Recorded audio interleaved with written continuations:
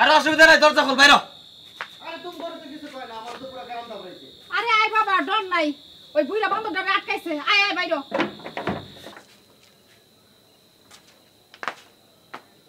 খালা, জানো না তো তোমার জামাই কি করছে? সারা গ্রামের কোনো একটা বাড়ি বাদ নাই, কোনো একটা উঠান বাদ নাই যে না আমার তোমার জামাই দাবরানি দেয় নাই।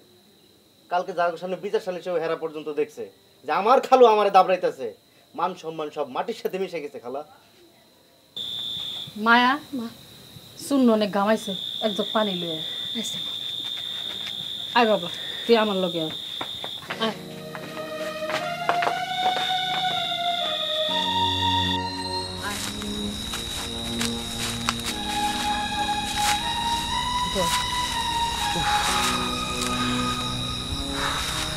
বুঝোস কিছু বাবা, আমি কি এর মধ্যে আছি, কোনা কোনে জলটা আছি। যে অবস্থা মনে হইতেছে খালা, মনে হয় না সালিশে কোনো সুবিধা করবার পারো। শোনো রে, যেইভাবেই হোক সালিশিতে সুবিধা করতেই হইব আমাকে। কেমনে? খালুর যে অবস্থা, আমারে ধাওয়ায় আর রুস্তম রে করে বাপ বাপ, পারলে মাথায় তুলে নাচে। খালু তো আমাকে পক্ষেই থাকবো না। মদ খাইয়া তোর খালুর মাথা লয়ে যায়, দিনে বেলা তার মাথা আর লয় না। দরকার হইলে তোর খালুরে ওই সালিশিতে যেতে দিব না। আচ্ছা খালা, রুস্তমের বিরুদ্ধে অভিযোগটা কি? কি করছে? এইটা তুই কি করস? রুস্তমের অভিযোগ কি একটা দুইটা? ওর অপরাধের কি শেষ আছে? ওর এক নাম্বার অপরাধ হইল আমার মমতারে ফুসলায়। ওর মাথাটা নষ্ট করানোর চেষ্টা করতেছে রুস্তম ভাই। রাত বিরাইতে বাড়ির থেকে ওরে বাইরে যেতে কয়। ওর লগে পলায় যেতে কয় মমতারে, তুই জানোস? তুমি মমতারে এই সমস্ত কথা সালিশে কইতে পারবা? পারুম না কেন? মমতা কইবে এই সমস্ত কথা সালিশে?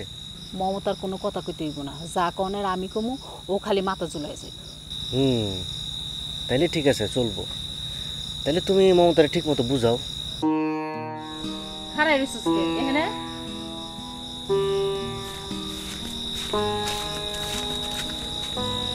সুন্নুরে দে পানিটা।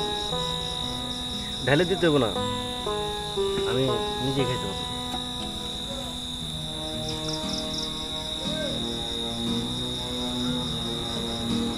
যা সুন্নুর লেগে চা বানা, যা যা।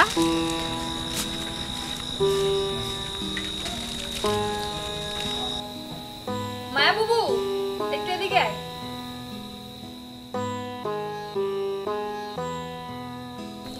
কি কবি ক? মমতাবুর বাইরে যাওয়া লাগবো।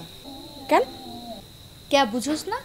খাওন দিতাছোস, খাইতাছে, এরপর আর কোনো কাম থাকে না, যাওন লাগে না, তুই যাস না? অপেক্ষা করন লাগবো। এখন আমি শূন্য বেলাকে চা বানামু, তারপরে বান্ডেল থাকলে প্রতি সেনমানিতে টাকা বাঁচবে। বিকাশ সেনমানি বান্ডিল কিনে জিতুন প্রতি লেনদেনে।